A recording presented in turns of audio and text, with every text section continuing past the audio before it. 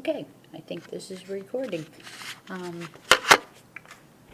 Today is July 10th, 2015. I'm Susan West, and I'm talking with Cathy James on Hatteras Island. Cathy, just to get started here, can you tell me where you were born and where you grew up? Okay, I was born in Schenectady, New York. My dad was at Union College. My mother and dad were at Union College, and my older brother was born there too. Were they students there? He was a student. My dad was a student. What was he studying? Do you Engineering. know? Okay. Yeah, he became an engineer. From there, he went back to Rochester, where they were from, for Kodak. Then they moved to Florida, and that's where I grew up, South Florida. Okay. I was like 3, I think, when they moved there. Okay. 2.5 or 3. And South Florida? Yes, we went to Cocoa Beach area, where he went to Cape Canaveral and worked there for a short period, and then he took a job with Pratt & Whitney Aircraft, and we went to Palm Beach County. Okay. And that's where I grew up until I met Ted, the surfer. Okay. How did you meet Ted, and when did you meet him? I think it was 1969, yeah. He was the surfer and had a surf shop there in Lantana where I was growing up, and I saw him at the beach surfing, and the first time I ran into him was I guess seeing him at the beach, and no, it was at the Dairy Queen. Oh. My mother sent me out. I was 16 years old. My mother sent me to the Dairy Queen to get ice cream. My brother and I and her were watching a movie. I don't even remember what it was, but she wanted ice cream. My dad was out of town on business, as an engineer. He was out in California somewhere.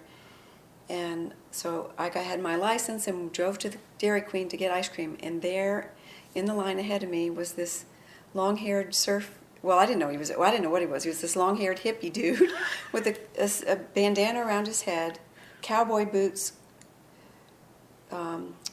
corduroys, and a surfing T-shirt, and with what I didn't know at the time, this dust cloud. That was just like... Oh, okay. And, I was just stared at him the whole time. He ordered his ice cream and went to the left. It was a freestanding Dairy Queen, and he left to go to some shops that were to the left. And so I got my ice cream and kind of looked where he went in and went home with my ice cream. And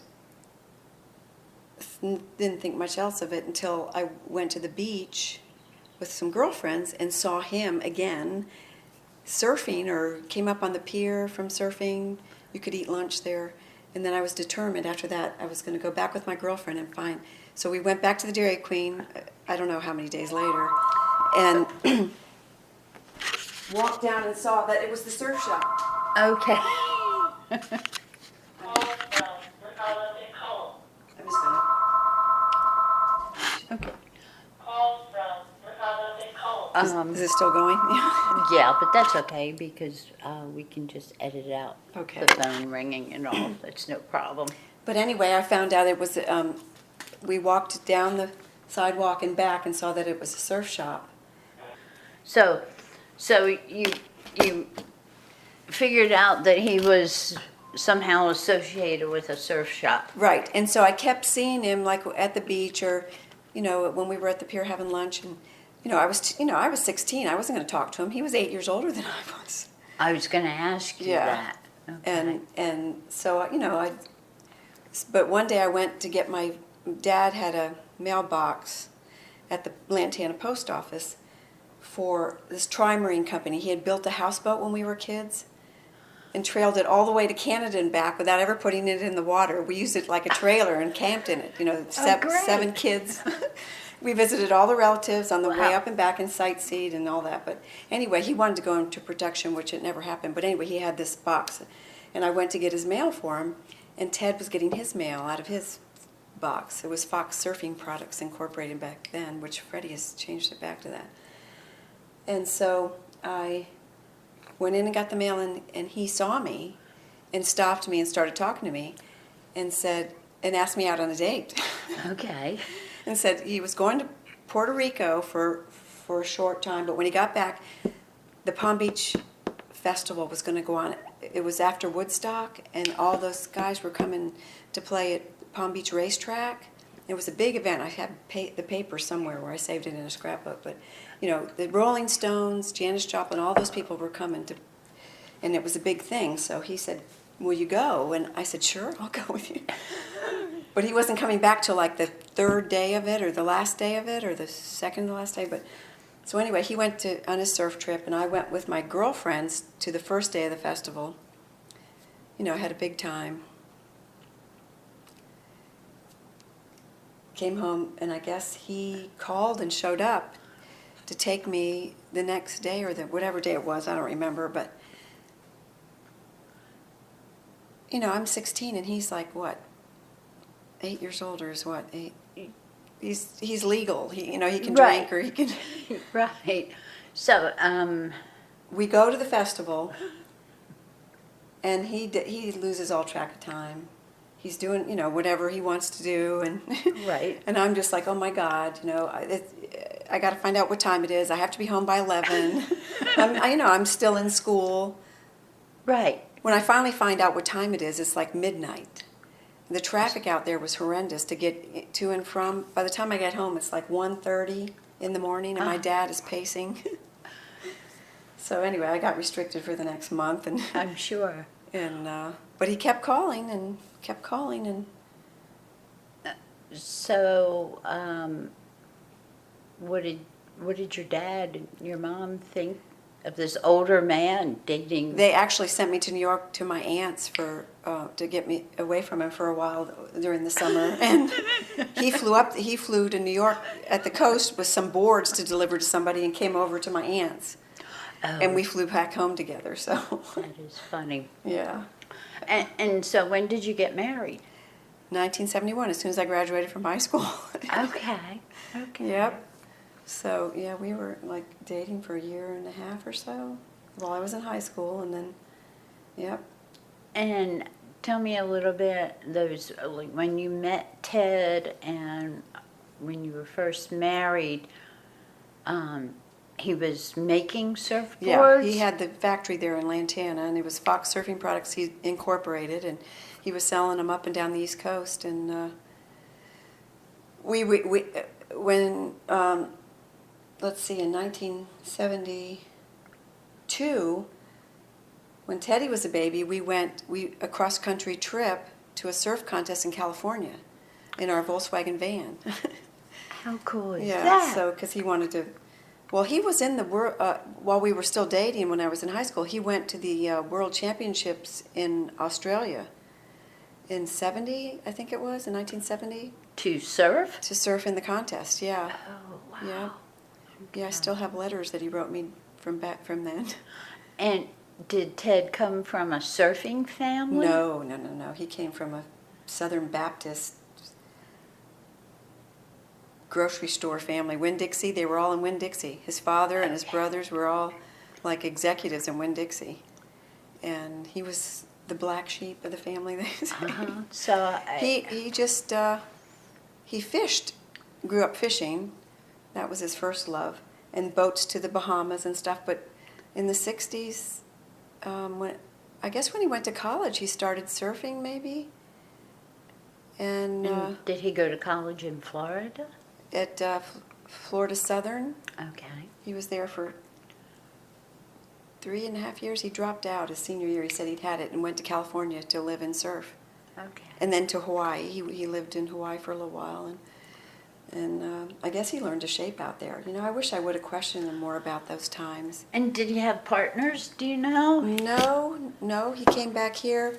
Well, he got he established the label by himself in Florida and opened the factory and started doing the Fox label there. But he acquired partners as the business got going, and you know, in the 70s and early 70s. John Parton and Louis Graves, they were both surfers down there, and Louis. And I think John was involved. They set up a store in South Beach in Miami for a little while. Okay.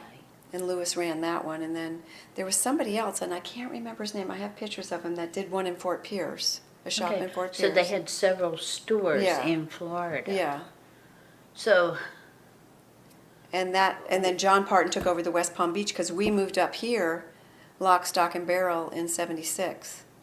well, tell me how that happened. Well- Did Ted just say one day, let's move to Cape Hatteras? Sort of, but no, it was sort of evolved. But we were on a surf trip to Puerto Rico when Teddy was little. He was like 2. And Bob Barris and Stuart Couch and all that crew were down there surfing. And Ted had started talking to them, and they said, oh, the fishing's great, the surfing's great. Because we had property in Puerto Rico. He had bought property before I knew him, and we were going to do a surf shop and live down there in Puerto Rico. But when Teddy came, and then he met those guys, and they told him how great it was up here, we thought, well, he thought, because I was still young, I just went where he went. Right. He thought it would be better to stay in the States with children. Mm-hmm. Well, and so we came back from that trip, and and we also came to surf contests here with the Glasser. There was a Glasser, Paul Johnson. We drove up with him and Maury McCoy and George Machuca. He was a black Puerto Rican that was on the surf team for Fox, and so we did a couple surf trips up here for the surf contest, the East Coast Surfing Championships, and so he's kind of got the feel for it then too. And I'm trying to think the time frame was all 72, 73, 74, and 75, because we camped here in the Volkswagen van in 72 when Teddy was still 6 months old. I was camping with him in diapers at the lighthouse. Oh my goodness. So it was back and forth. Yeah, it was a whirlwind tour. Okay. So but by 76. We rented the double wide that was on the top of the hill where the shop is, with the option to buy. Do you remember who you rented that from, or who owned that? I could probably look it up on the deed. I don't That's remember okay. offhand. Okay. But you rented a double wide trailer up there. And was that your home in the store? No, that was our home for that season while we were here, I guess, doing the surf shop. And maybe we came up. I'm trying to get this time frame right. Maybe we rented that when we came back the year I had Sarah. No, because we were in that house already. And I went back to Florida to have Sarah. We rented it. I got pregnant with Sarah. We went back to Florida, and I had Sarah in February of '76, and that's when we packed everything up. And he must have got the option to buy in the works because we came back up lock, stock, and barrel that year. Okay. When she was 3 months old. Okay. That's when we bought that piece of property, and that's when John Parton came up with his crew, because he was he knew building, I guess, before he surfed. Okay. And they built the store, the original store, rectangle, in front, 15 feet in front of that double wide. Okay. On the highway. Okay. I tried to get him to move the double wide to the back of the property so we could have, but no, he was in too big of a hurry. Uh-huh. Always in a hurry, and had to have that shop built now. And Okay. If you- So the shop was right there, and the double wide was right, 15 feet behind it, yeah. and that's where you lived. And Had the surf shop. so, in the early days, what was the shop like, or who worked there? Was it Ted making boards by himself, or? Well, there was a garden shed in the back that went along with the property, and that's where he started glassing out of that.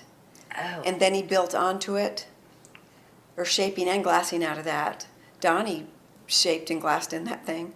Donnie Bowers? Yes. Okay. Because he came to work for us while he was still in high school. Oh, really? Yes. Okay. And he came to work while he was still in high school doing ding repair and learning how to shape and glass from Ted. And so he just kept adding on, and Donnie could tell you better than I could, because he was back there Right. involved with the factory, and what was going on back there. I had my hands full. By that time I had Sarah, and by 78 I had Freddie. Okay. 1978. Freddie was the only one born in North Carolina. Okay. He's the only Tar Heel. Yeah, so you had your hands full. Right. With 3 children, for sure. Yeah. Um, So anyway, the factory kept enlarging, and I'm trying to think, I don't remember what year that they did the Quonset hut back there, okay. but then they moved the double wide over so they could enlarge the shop in the 80s because of the sailboarding boom. Okay, but then where were We did you live? We had built, in 85 we built the house over there on Diamond Point Estates, and that's Okay. where I was living with Okay. all 3 of them by then. Okay. So And yeah, the you double were- wide got moved and he was going to rent it. And actually Teddy lived in it for a year, and he left on a fishing trip and left a friend of his. It was behind the where Pop's Raw Bar is, that little trailer park there. That's where Right. he moved it there. And it was working on getting the deed to the property there, but there was some snag about not being able to get a hold of one of the owners. And in the meantime, the guy that was staying there was a fire. Oh, Nobody was hurt, but yeah, Yeah. that was the end of was that double wide, yeah. So he and so the shop has always been in that same location then. well, originally, before we bought that property, when we first came here camping, he rented that little concrete building across the street from the high school, from the Quidleys. Yes. From Snowden Quidley. He was still alive, living there with Mary in the house. And he rented us that little building, and that was the original Fox shop. Okay. For a season or 2. I think we were there before we moved and built there. But yeah, and I'm trying to remember that guy's name. He came up with us. He had the Fort Pierce shop. And he ran it, and he worked out of it while Ted fished and surfed, and he brought boards up from Florida and that way. And I have pictures of it somewhere, but So, what was your impression? You had been here on surf trips and all, but what was it like living once here? we moved here, lock, stock, and barrel, it Yes. was like a culture shock in reverse. It was? Yes. I came from, Palm Beach County, Florida. Right. And yeah, it was tough. It was tough, especially with 3 kids. And Was yeah. it difficult? It was very difficult. I made some friends, but it was so remote, and and plus I had a tough time, having 3 children, and Freddie was born here. I went through, which, they know now, that the postpartum depression, it's a chemical imbalance. It's a documented fact, which I had no help or no idea what was going on. Right. And just survived it. Right. And all 3 of Yeah. my children survived it. Yeah, So- because it wasn't really talked about No. or recognized, and certainly there probably wasn't any support here for Then. anything like No. that. Yeah. I remember getting on the phone, trying to get a hold of my mother, who was out of town, then my mother-in-law, and she called my obstetrician in Florida, and they said, get her to a doctor quick. And my mother-in-law called back and said, you need to go to the doctor. As I'm sitting on the couch with 3 kids, and how do I do that 2.5 hours away, Exactly. Easier said Said than than done. Yeah, but by the grace of God, we survived, and that's all I did was, by the grace of God, we all survived. Well, did Hatteras kind of grow on you, or here it's a long time from then, and you're still here. Yeah, well, I know. Well, I had a hiatus during the 90s. When my oldest Teddy dropped out of high school his senior year, and his father didn't make him go back, we went to Florida for Christmas, and he talked his dad into letting him drive his van himself. So he followed us down in the van to see the grandparents to have Christmas, and he got in that van and went to the Keys and got on a fishing boat, and his dad said, let him, he's old enough, he's 17, he can do what he wants. Uh-huh. And that was his senior year, December of his senior year. well, yeah, it was, it was emotional for me. In hindsight, I would have dragged his, back here and Right. done something different, or put him in school somewhere else. I wished I had, but I really wished I had. But that's history, and Yeah. he's, still a fisherman today. But when we came back up here, and they went back to school, Sarah asked to go somewhere else. She was asking for more of an education. They didn't,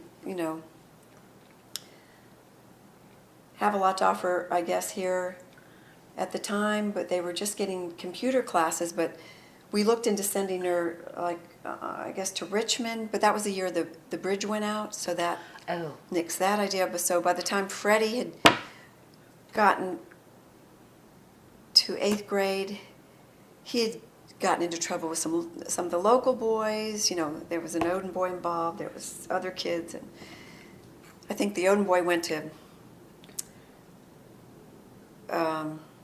a school for military camp, and I said, that's it.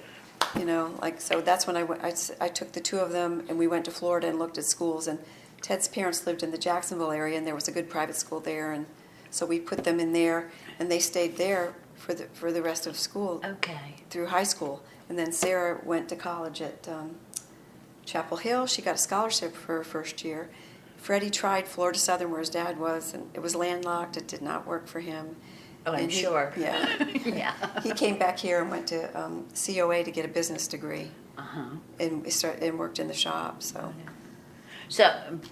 but after they finished school, you came back? Yeah, Ted promised I could remodel the house in Buxton if I came back. Because we had bought property down there.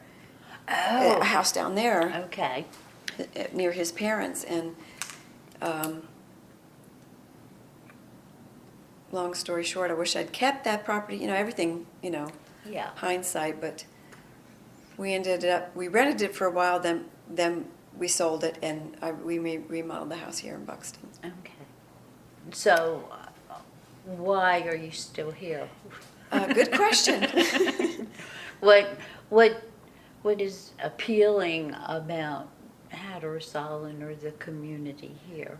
Well, it just grows on you. They say you get the sand in your shoes and you never get it out. Well, I think that's true. It is true. And just the little ones, they grew up here. You remember things. You have connections with people there.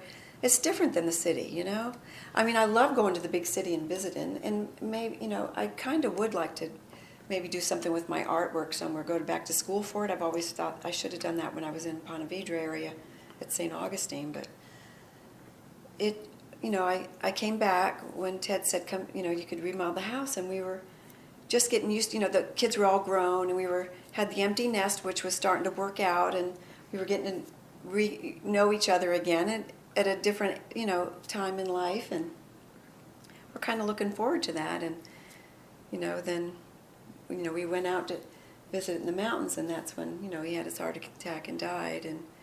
And what year was that? That was in 2004. And it was a big shock to the system, to all of us. And I was like, I didn't know what to do. I had just, in 2000, at the end of 99 is when I moved back up here from the Ponte Vedra house, which we were here every summer and there for the rest of the year during the 90s. But, moving back up here, the boys were here, but they had their own lives, and and after he died, it was like Sarah was in New York. My siblings and we're all in Florida, and it was like, and I had taken a few part-time jobs here, working at a bed and breakfast and stuff, but I wasn't doing anything, and I should have started doing something right away. They said, don't make any decisions the first year, so it was really tough, and it was really tough that first year. Yeah. And I think Freddie decided, I made a lot of bad decisions, I think. Or no decisions, or Freddie decided to go out to California. He had already met Candace, and Candace was living here with him at the time, and she had met Ted, which I was glad that she had met Ted. Okay.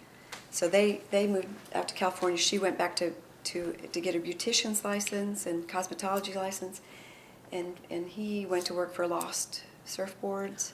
Right. And they stayed out there for 2 years. That's where McCoy, my first grandson, was born. So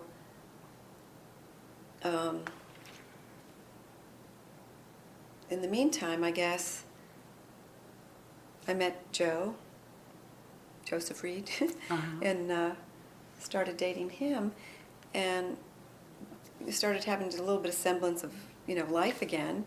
And, then I went out to California to see Freddie, to see the new baby, and came back here and then thought about California. I really, kind of thought California was neat, but it was so expensive out there. Right. So when Freddie was out in California, who was running the store? Richard.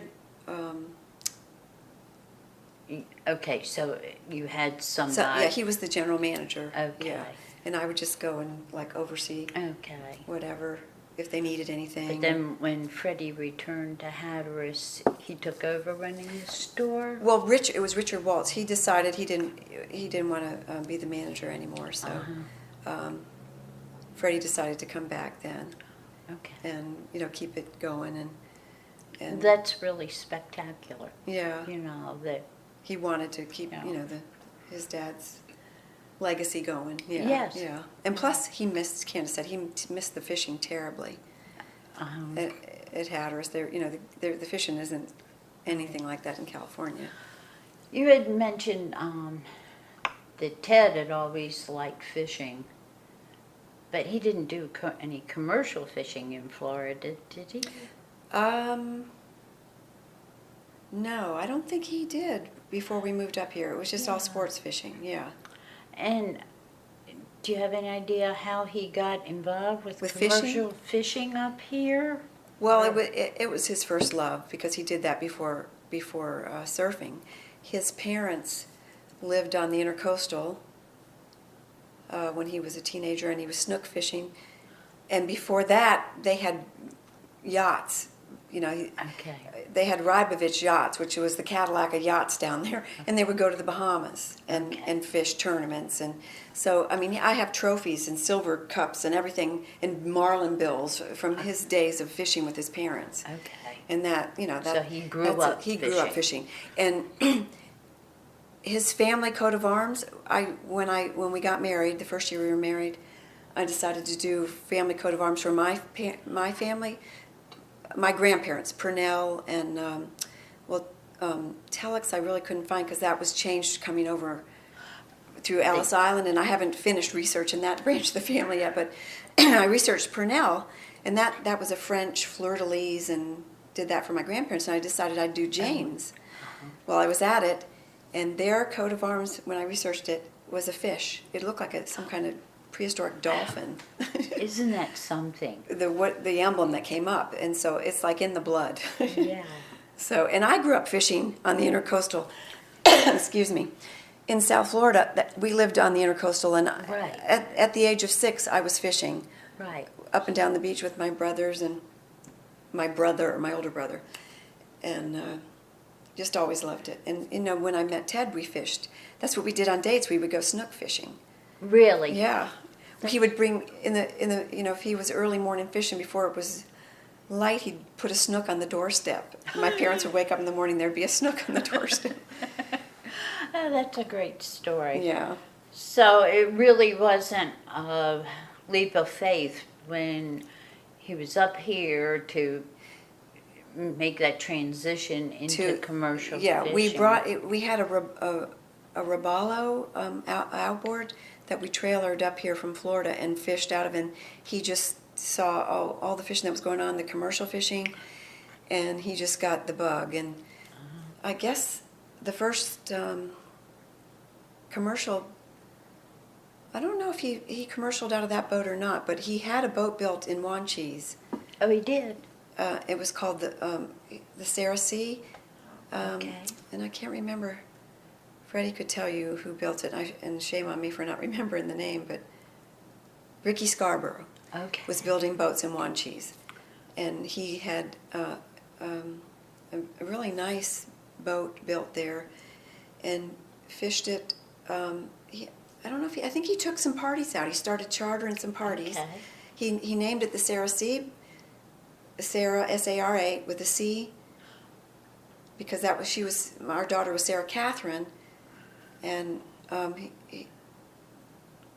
he named it after her. And That's sweet. yeah, so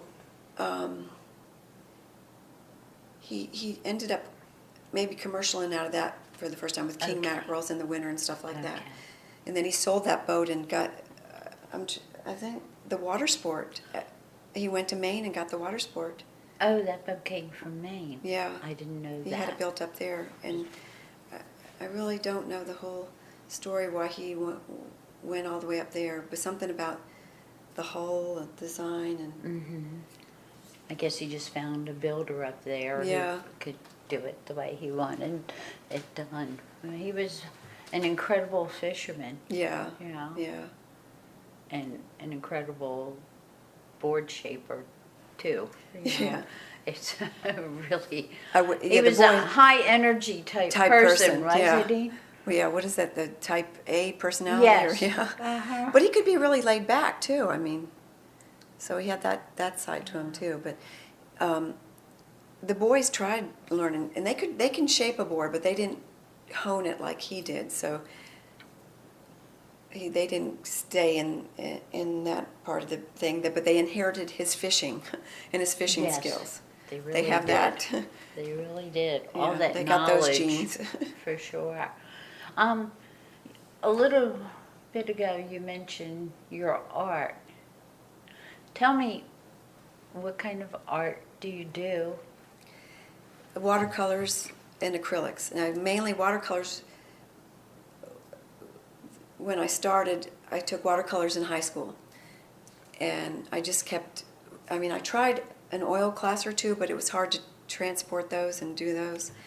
And they've told me that oils have evolved now and that they dry faster and you don't have to mix them and do all that stuff now. So I keep thinking I might try it again someday. But watercolors traveled. You know, we went to California. We were on the road up here, so they traveled nicely. So, Okay, so you've painted a long time then. Yeah. Well, off and on. Not steady with 3 kids and Right. traveling whenever I could. It was my hobby, Uh-huh. and I loved doing it. And painted with the kids growing up. They all dabbled a little, and well, with the exception of Freddie, I don't think he Uh-huh. he picked up that gene, but he said he did in high school. But when we moved here, I did some and sold some here and there out of some of the shops. Okay. And describe your work as far as, is it, realistic or what? I did watercolors of like beach scenes or some of the structures at Hatteras Inlet, Hatteras Harbor there, the breakwater there. Those old fishing houses that were all out there a long time ago. They're not there now anymore, but Really? they were, sort of deteriorating then, and I painted that. And there was some pieces of a ship on the beach one time. I painted that. But then I did, I did a barn and trees, and that was in my husband's family when we visited in Georgia. Okay. So anything that just struck my fancy. Okay. Flowers, a lot of flowers.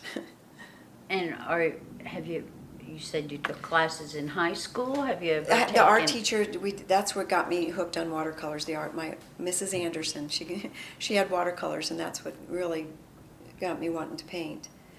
And then when I was married, Ted's mother had a really good friend that was a watercolorist down there, and she taught classes now and then, and I took a couple classes from her. Oh, great. And then the rest was just, up, on the road, so I did it myself. And then when we got here stationary more, and the kids got older into high school, I started going to workshops.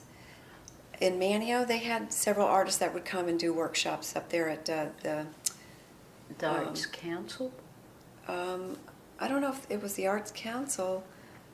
It might have been the Arts Council. It was there where, now, what do they call it now? It was Ice Plant Island. Now they have that complex. Roanoke Roanoke Festival Park. Park, yeah. Okay. And I went to 3 or 4 watercolor classes, workshops for the whole week there, or weekend, a long weekend. Mm-hmm. And that was fun, because they have a thing you can stay up there, so I didn't have to go back and forth. Oh, There's great. a complex you can stay at when you're doing things like that up there. Yeah. Do you sell any of your work? Indian Town Gallery has prints. I sold a lot of originals back a few years back before I knew about making prints at Indian Town, and then Port. What is that? Port in Avon. There was an art gallery there. I want to say Port of Call, but that was the restaurant in Nags Head. Yeah. The Port. There was a shop in Avon. I sold them out, and then Sophia's art gallery. I had some things there. Okay. I actually worked there one or 2 seasons too. Okay. With her, and I taught some watercolor classes for kids there. I keep thinking I'm going to do that out of the shop one of these summers when I get organized. Yeah, that would be. I have had my hands full of grandbabies, and yeah, that would be a fun thing to do. That. Yeah, I think parents would appreciate that too. Something structured for kids on vacation to do in the summer. Yeah. So, has your subject matter changed through the years? I did pick up acrylics a few years back, probably in 2000 when I came back up.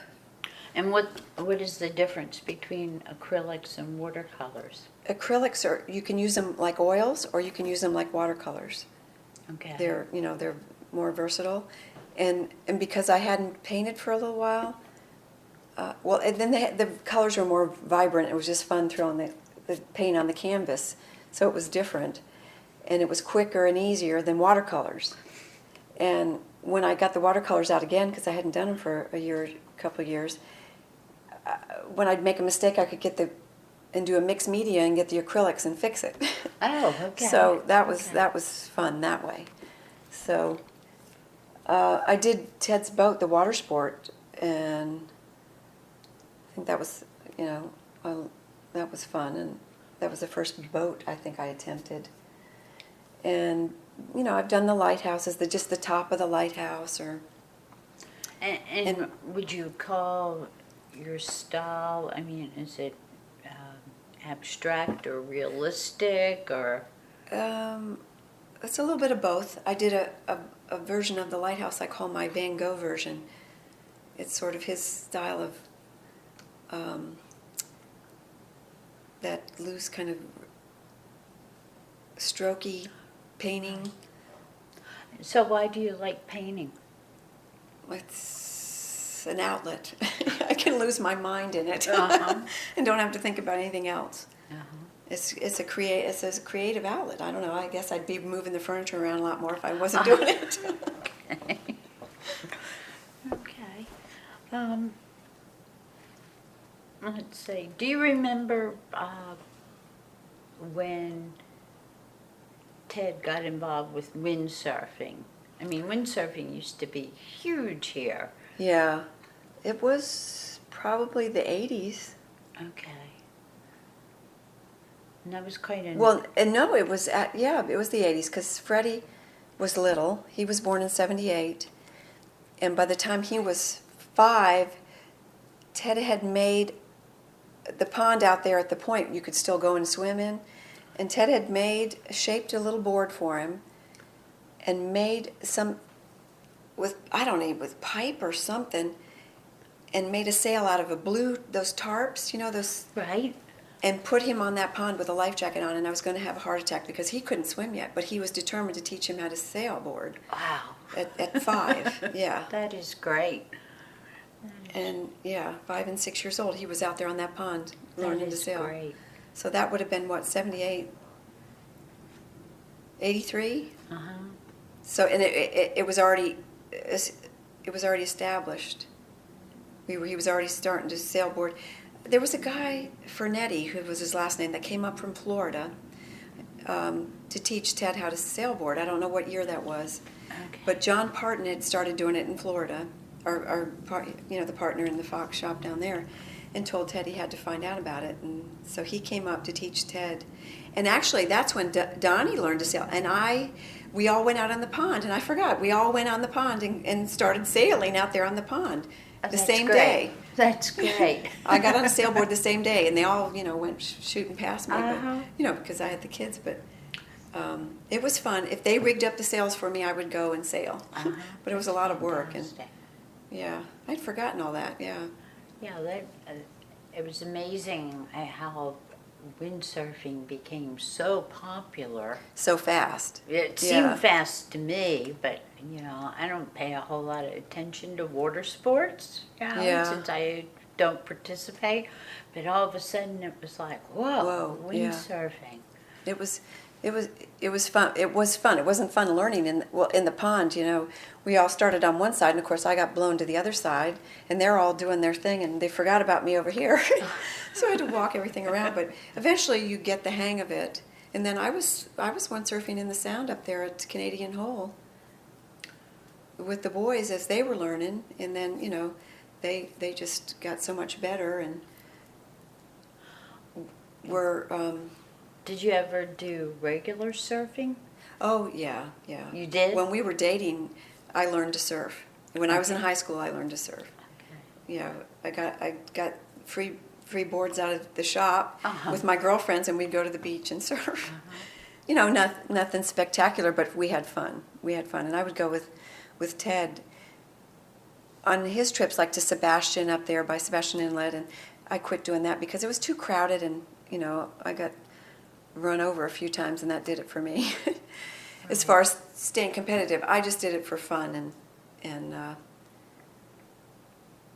by the time we got married and I had the kids, they got on boogie boards and stuff, but I didn't get on a board again until the kids got older and got on a board. And when you and Ted were traveling, was it surf competitions? Was that the East Coast Surfing championships? Yeah. That's how we started coming here, camping and going to those. Okay, they were held at the lighthouse, and they for years, and they were just a year or two ago moved to Nag's Head because of the storms and everything. Right. They thought to have them up there now. So. Right. But back in the day, we camped and went to those.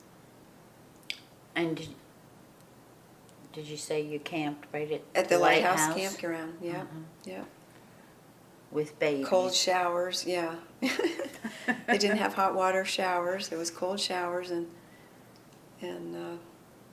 campfires. Was cooking. the campground crowded during those periods? No, I mean it wasn't overly crowded. I mean it wasn't full. But there were a fair number of people. Yeah. A lot of surfers camping and yeah. So you've lived here a pretty long time. You've seen a lot of changes. Do you think Hatteras Island has changed better or worse, or what is your feeling about things that you've witnessed? For the better, anytime I guess, for the better, some people say more people, it's not a good thing, but I don't know. I think when you get new blood and new ideas, fresh ideas, I think anytime that happens, it's a good thing. Mm-hmm. And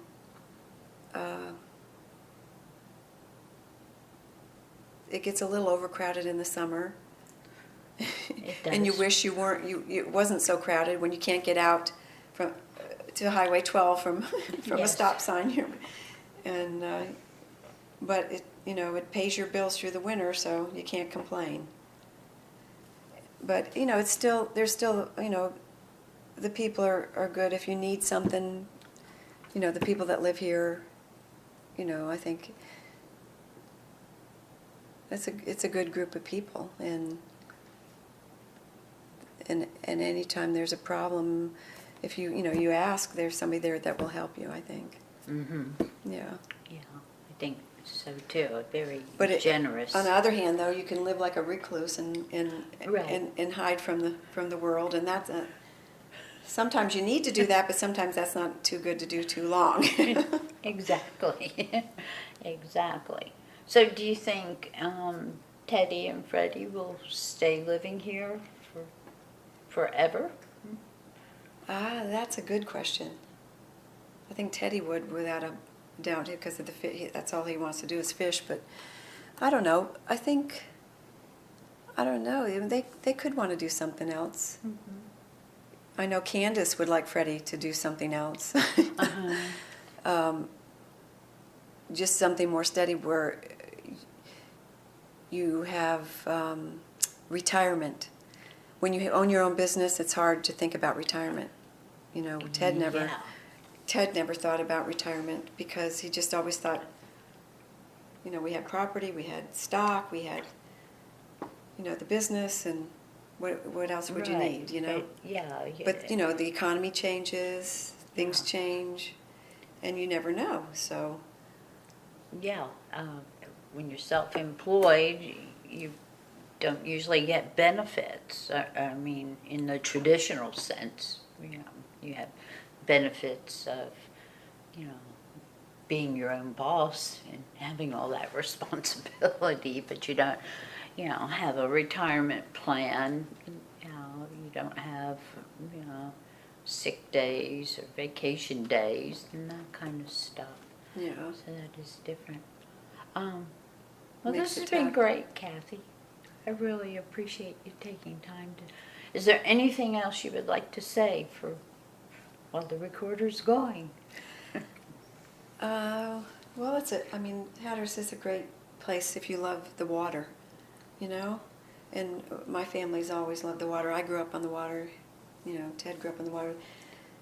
The kids grew up, going to the beach and surfing, and now I have grandkids, and I love taking them to the beach. And Sarah was just here with her too, and I took the 4 grandkids to the beach and out in the Sound and in the kayaks and fishing, and it's just a great way to for children to grow up. And I think what city kids miss, like Joe says, he grew up in Philadelphia in a row house, and his street was his playground.